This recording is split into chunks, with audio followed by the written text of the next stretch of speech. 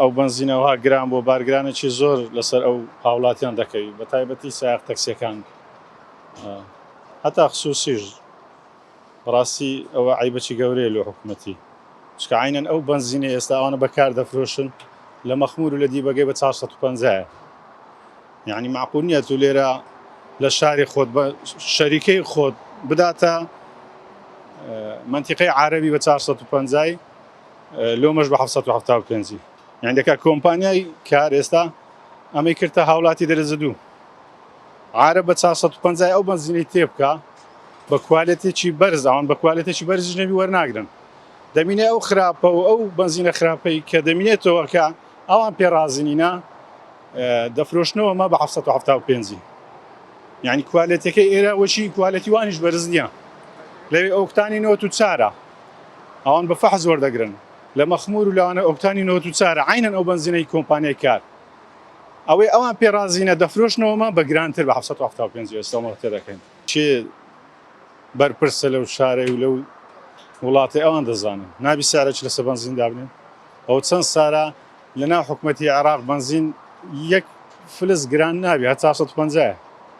لۆلەک نەمە ڕۆژی سارەکە وڵای داوامان لێوەیە کو هاوڵاتێکی عارەب بنزینی تێدەکا بە 450 ئەمەش جیاوازیمان هەیە لەگەرەوان ئەمەش وەچی وان بە 450 تێ بکەین سابت بی سارەکە سابت بی کوالێتێکەش بەرز بی یعنی ئێستا کوالێتی وان بەرزترە لە ئیمە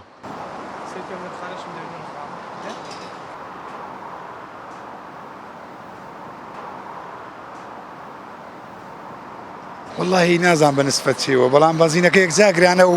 وەکو ئاوێژ وایە ئێستا دوێنێ من نەفەرم پێ بوو لە ناوقەتی لەسەر 60 فیتوان پی تێک چوە نەفەرم دابەزاند لەسەر 60 لێرە بە 700 لە جێگاکەی بە 660 دەڵێ چێشتی مزەورە کەس تێی ناگەر یەک قیاس نییە ئەو بنزینە یان بکەنە یەک قیاس یان بکەنە لتری 1000 ببڕێتەوە و تەواو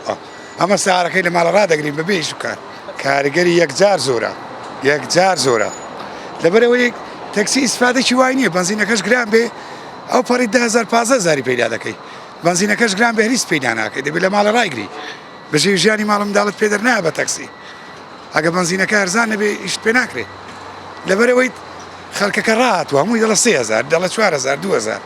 ئەگە بنزینەکەش هەرزان نەبێ ئیشت پێ ناکرێت